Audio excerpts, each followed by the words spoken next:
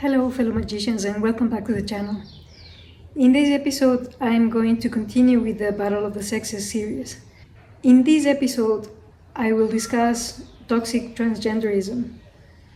So stay tuned and I'll tell you the story.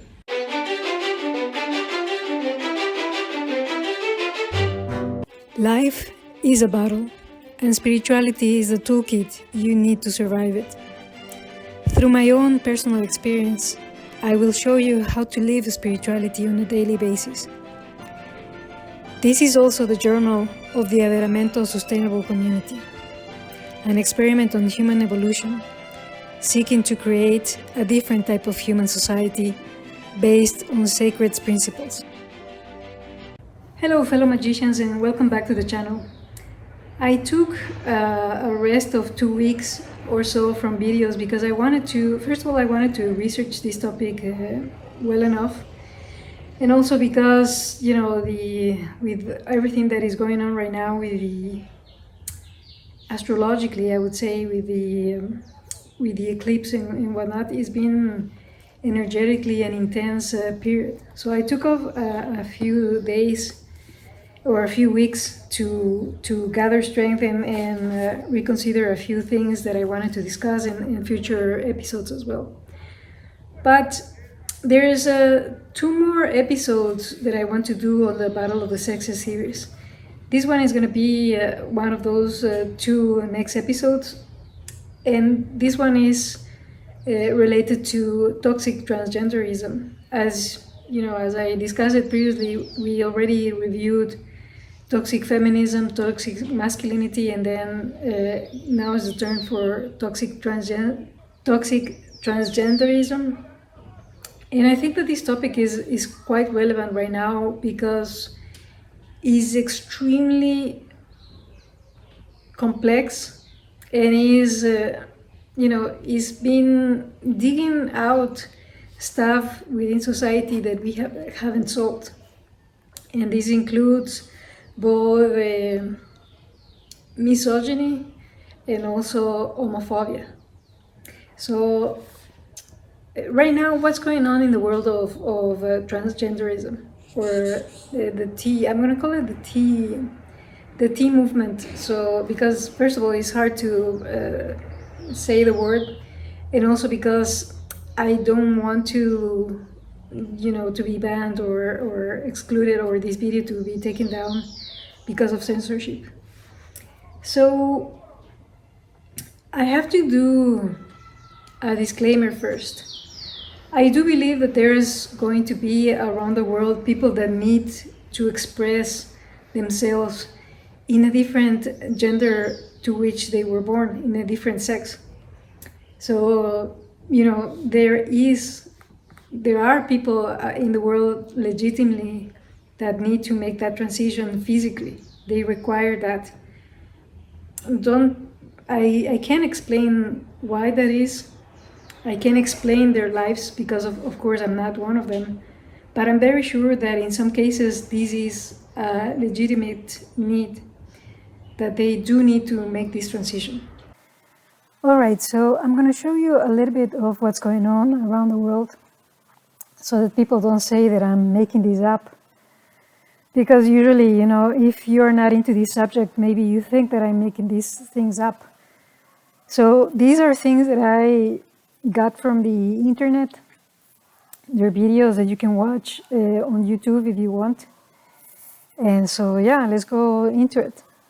So we're going to begin with the least controversial story here, which is the story of this, or the previous holder of the world record powerlifter, which turns out that she's also a transgender woman. And there's a video where she's complaining about losing her record. And she lost the record, the world record, to a person that just claimed to be female, and that he perceives himself as female. So he entered the competition into the female category, and of course, he broke every record that there is, because there's no point in comparing male and female strength, body strength.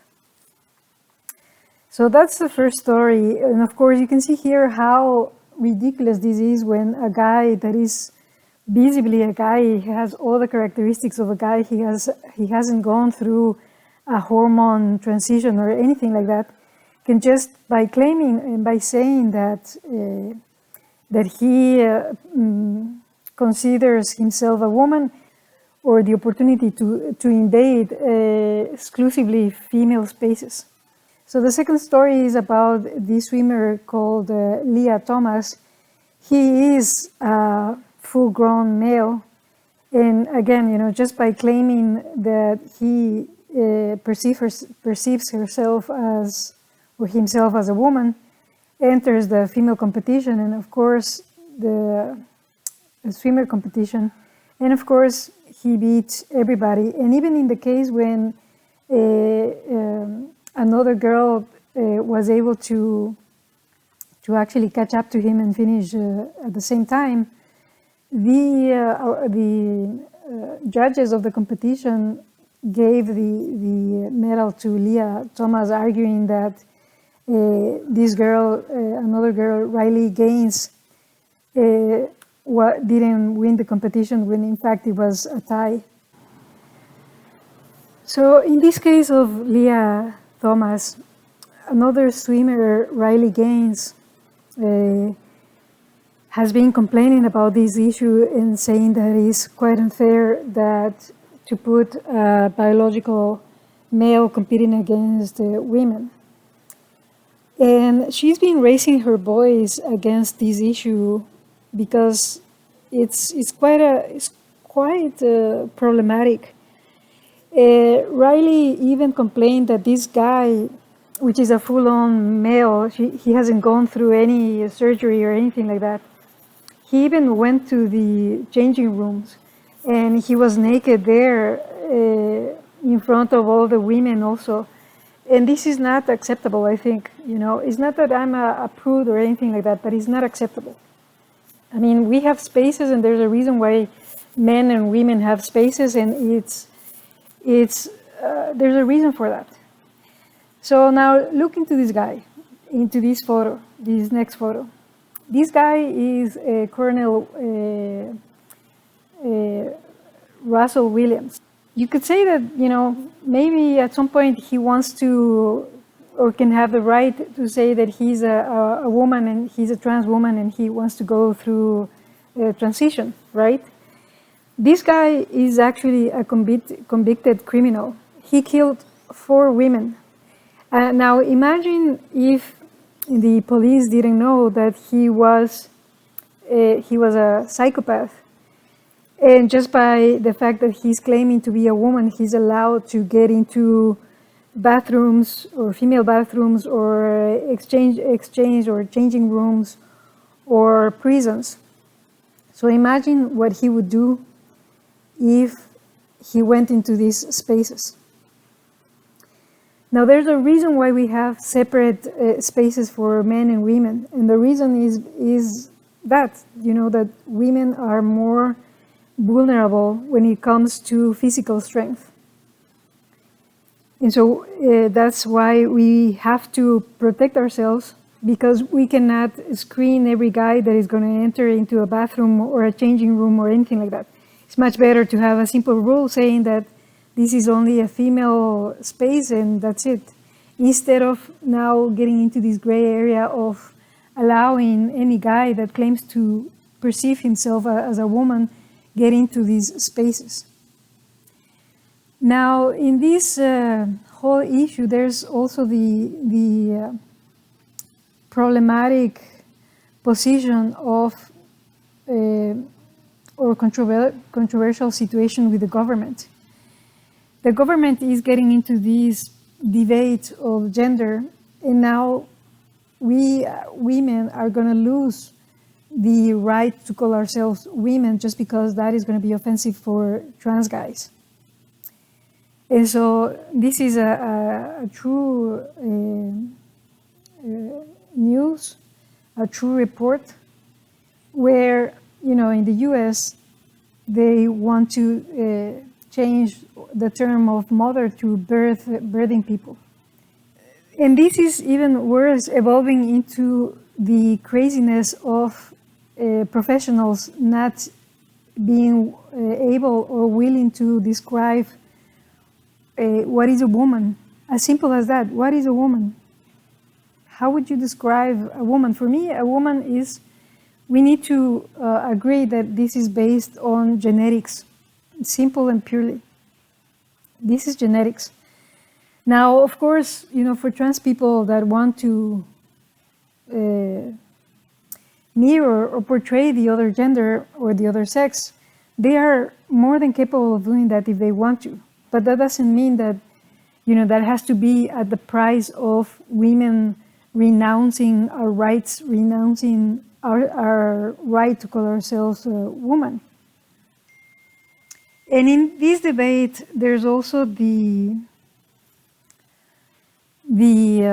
issue of people that have gone through the transition or the transgender transition really early in life and then regretting it. And as an example, I'm going to leave here this interview done by Jordan Peterson of this girl that regrets going through the transition. And I sincerely hope that you listen to this interview, because behind that, at some point, this girl that went through the transition of being born female and wanted to transition to a man and then transitioning back, she says that she was dealing with other issues in her, especially during her puberty, and those issues were never addressed by the doctors that were supporting this transition. John Peterson also does a very interesting, I would say, documentary of narrating what happened with the experiment of John Money. John Money is a psychiatrist that came with the term gender and the notion of gender and the notion that gender is a cultural issue. So just to summarize, what he did was, based on this theory that gender is something that is a social construction or a social construct, what he did is that he pretty much convinced two really young parents, very naive parents, to raise one of her twin or their twin boys as a woman. And this is a very tragic story, because I think that both brothers end up committing suicide. So it's a very interesting story and real case of trying to impose gender over someone.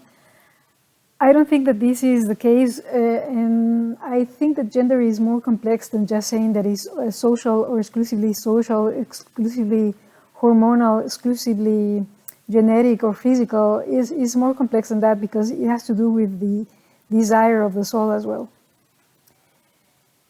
And luckily, a lot of transgenders have also been raising their voice against this madness. One of those examples is Debbie Hayton. He did an interview with the program Trigonometry, and he is actually quite honest in saying that trans women are men, in spite of the changes and being more effeminate and having all these qualities that could make people perceive these people as female.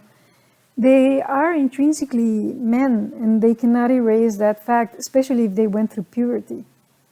I mean, the changes that your brain goes through with hormones and whatnot, they have a strong impact in your life. And so, yeah, that's just a glimpse of an example of what's going on in the world. And you can do more research if you want. I put a bunch of links down in the description of this video if you want to go deeper into any of these stories. And, it's really funny, this guy, JP, he makes you know, he epitomizes the craziness of what the world is going through. And he's doing this, you know, playfully. He's joking about this because he's laughing about it. But I think there's some seriousness behind all these issues and what he's trying to do. I mean, he's trying to bring comedy into this because at some point you don't know if you should laugh about it or cry about it because the world is going crazy. So before I continue, I would like to recommend that for any topic that I discuss, you do your own research. Because this is only my personal experience, and of course, I want to stimulate your mind and to pick your mind so that you are interested in topics and you can research on your own. It's extremely important that you make up your own mind about the topics that I discuss. And don't think that, by any means I have all the knowledge or that, I'm probably missing some points. So, yeah. So, having said that, I will now point out a few of the things that I consider, or a few of the qualities that I consider are toxic tea. The first one, I think, is that you consider womanhood as something very shallow, and it is only confined to the outside expression of womanhood, meaning that you only consider womanhood as the makeup, the high heels, the skirts, the postures, the hand movements and whatnot. This is quite derogatory for women because it's not the case that women act like that, like real women are barely anything close to that portray of ourselves. We are not the makeup, we are not the heels, we're not anything like that. Womanhood is something deeper, much more deeper than only that. So toxic tea considers that womanhood is focused or concentrated on these factors, on these issues that are external and visible, and that you can actually, how do you say it, mimic somewhat, but it's not the case. The second thing is, or the second quality of toxic tea is to want to encroach women's spaces regardless of our safety or of our right to have our own spaces. Here it doesn't matter if you think that you're a wholesome guy, that you're going to be respectful or whatnot. By you opening the door for other men to encroach our spaces, you're opening the door to deviants and to sexual perverts to actually come into our spaces and hurt us, because we are more vulnerable than men. Physically, we have less strength, and that's why there are certain spaces that are exclusively for genetically female individuals. You can have your spaces in other cases, or maybe you can have your own special tea space, if you will, but don't try to encroach on women's spaces. The third behavior of toxic tea is to be aggressive towards anyone that doesn't agree with your views, and to call us bigots or transphobic or hateful or any of these terms. Every human experience requires dialogue. And that dialogue doesn't mean that we have to agree on anything. That dialogue is useful for us to consider other points of view. And it's okay to say that you're not in agreement. It doesn't mean that that person is attacking you, or that person is actually personally hurting you or being violent towards you. It's okay to disagree. That's why we are humans. We are not supposed to be homogenized and be one single thing. We're supposed to be diverse and to have diverse perspectives. So if you are experiencing that you're being aggressive towards people that don't hold your same thoughts, then there's an issue there that you need to work on. Another quality of toxic tea is this need to strip women from their rights, just because somehow, for some reason, our rights are perceived to be a threat towards yourself. Um this goes back to the principle of as within, so without. You can't, if you have issues within, it's not helpful that you attack the without, that you think is the origin or the root of that anger or resent that you're feeling. There's something deeper that there that you have to work internally. It's not that by attacking women or by denying our rights or by saying that we are not the ones that should have the only or the exclusive right to do X or Y or Z, you're going to turn more of a woman. That's not the case. I mean, by stripping our rights at some point, you're going to strip yourself from those rights because you want to be perceived as a woman, right? So what's the benefit of wanting to strip uh, biological women from their rights when that can backfire on you as well? And here I'm only talking about the T people that are male to female, because I haven't seen this much in the female to male for some reason. I don't understand what's the issue there, but I haven't seen these behaviors in female to male transitioners. So I apologize for that. Maybe I'm biased, and maybe there are cases where, female to male transitioners are also expressing these behaviors. So it applies to both. But I see these behaviors mainly on male to female transition. And another toxic uh, expression of toxic tea, or another behavior of toxic tea, is that you are proselytizing your views to young people and to minors. Uh, Minors are considered uh, still to be immature. And that's why, it's not only that we don't let them choose their gender or go through tea transitions. We don't let them drive for a reason. We don't let them drink. We don't let them, go to strip clubs or to bars or anything like that. And there's a reason why. We are trying to protect the forming years of humans, so that when they go into these activities, or drink or have sex or whatever, they do it with a sense of responsibility and with ownership. I don't think that you can have that ownership and level of responsibility when you are a teenager. So if you're proselytizing with minors and with teenagers about transitioning, you also have to keep in mind that puberty is a very complex point in time for human beings.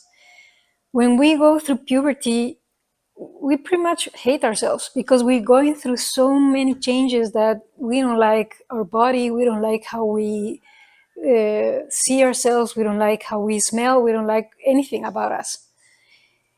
At that point, if you actually tell us that going through a transition is going to solve all of these issues, of course we're going to hold to that, because we think that by doing something we're going to solve the other issue that we have.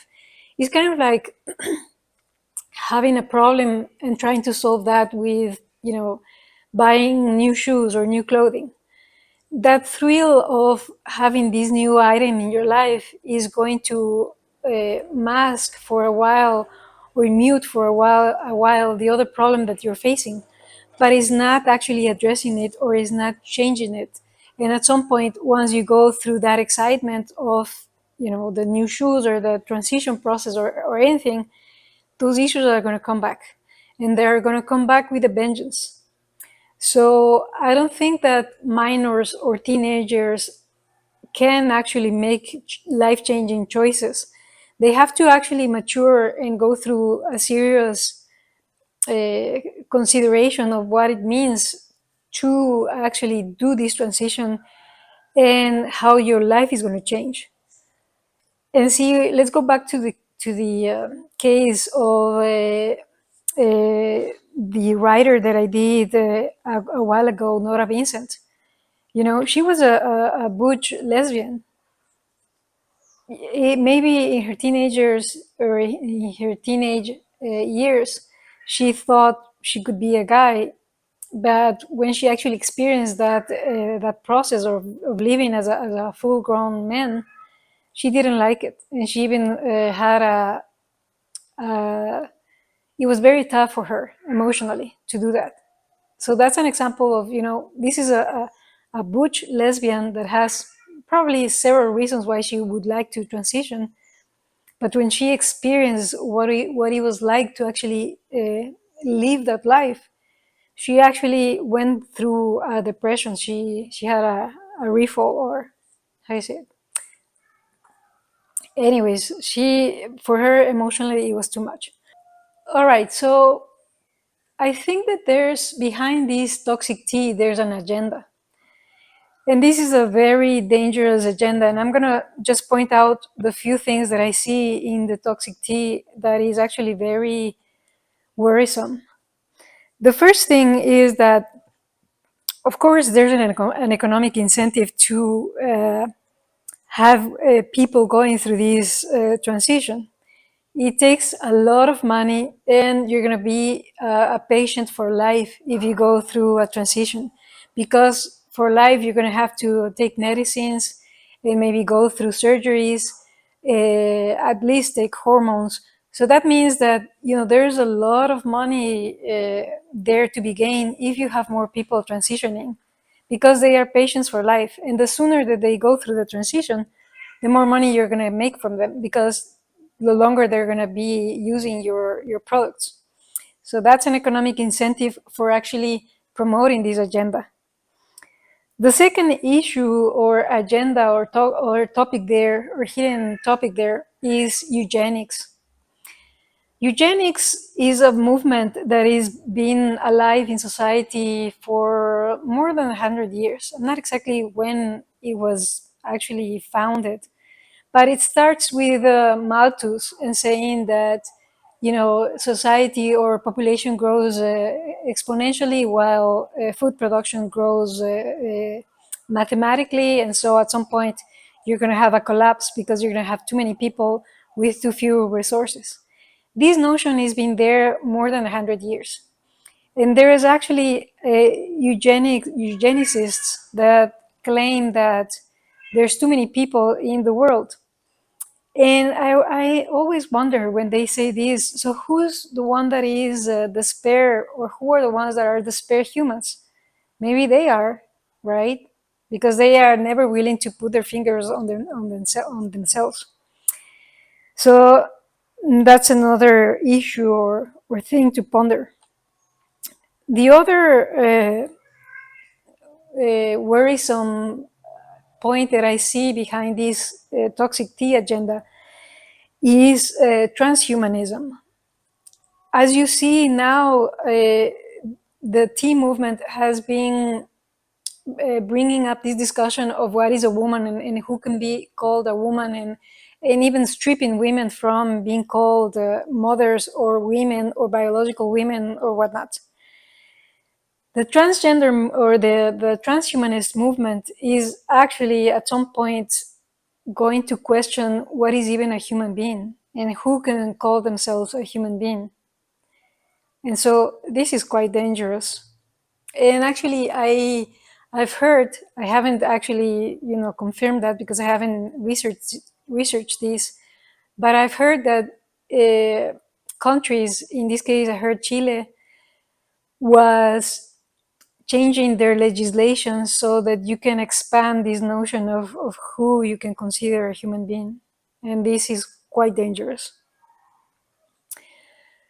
The other hidden agenda that I see behind the tea movement is that there's a lot of homophobia. And you would wonder how, right? because it's supposed to be the LGBT movement.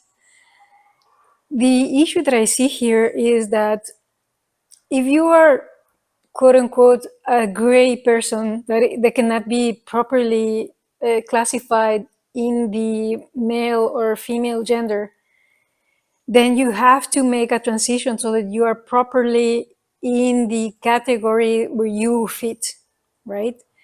So there's no more room for people that, are born female and want to express their masculinity, or born males and want to express their femininity. There's no more room for that, right? Because maybe they are expanding these boundaries too much, and that's uncomfortable for society. So think about it. I mean, if you have a feminine man and you're telling them that they have to transition, is because you're not willing to accept that, manhood can be actually a rainbow of possibilities instead of being just one thing. So if this boy, because he's too feminine or too artistic or too whatever, you are uncomfortable with him, then you force on him the idea that he has to transition, is because you're in a way homophobic. And so if he transitions now, it's okay for him to express his femininity or his artistic inclinations or his sensitivity or whatnot. So I think that this notion is very homophobic. And the final topic here is that this tea movement is very misogynist because it's fighting mainly women, and is fighting women's rights, and is depriving women from our rights, or trying to do so. And it's actually convincing women that we need to fight for the tea movement, which is actually astonishing. I respect tea people. I think, as I said before, that there's a legitimate need for doing that transition, but that doesn't give you more rights than I have. I have the right to call myself a woman, a biological woman, not a cis woman, not a whatever woman. I'm a biological woman. I'm a woman. And if this is threatening to you, it's not that the issue is that you have to force your beliefs on me. You have to do something about it, because you are the minority in this world. Sorry to say that, but it's the truth. It's the truth. And that's why, at the beginning of this episode, I showed you T men that say that even when they made a transition to female, they don't consider themselves female. And, I would say that they have more of a perspective of what they're saying than I could have, because they went through that transition. And then they themselves are actually saying this.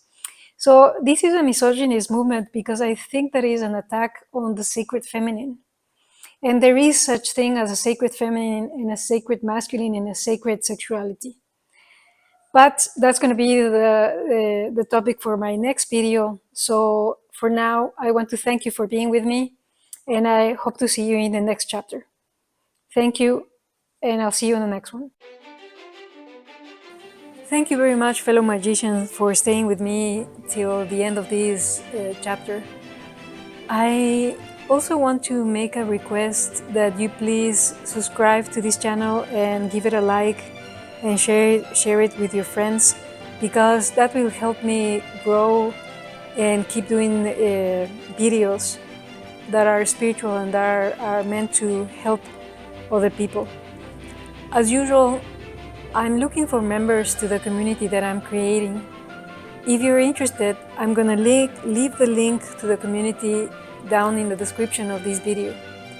And as always, if you want me to expand on any of the topics that I touch here, please write a comment down below, and I'll see you in the next chapter.